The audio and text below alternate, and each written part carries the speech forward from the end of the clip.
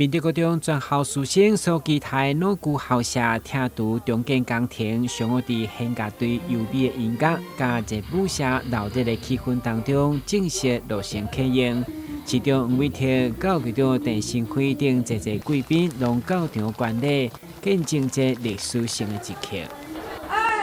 1，请揭牌。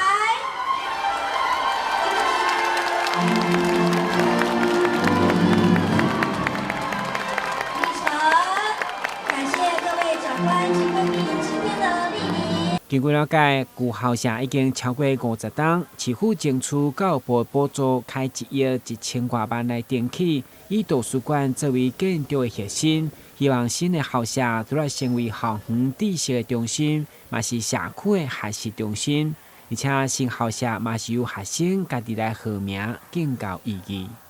那云游楼这栋主要是图书馆，那同学我们是票选产生的。那云游楼它的意义就是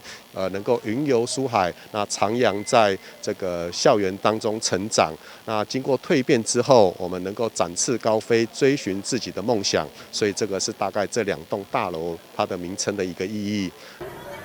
伫新校舍落成另外一个焦点，也有该校上出名的美术班学生，用立体机能果加美术等艺术造型来创造家己成长的校园环境，以及延伸到府城的建筑特色，相当有意思。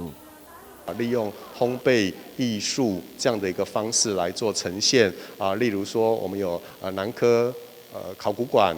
有我们的美术馆，还有我们的文化中心，然后甚至是我们明德国中里面的建筑，从旧建筑到新建筑，那都用艺术的方式，然后用石材这样子的一个方式来做一个呈现，那是一个非常有创意的一个展出。透过多元的媒材创作，都让外界看见美术班学生的创意，经体验到校园不只是空间，嘛是一种深刻的记忆。台南新闻，阮子和乔邦采访报道。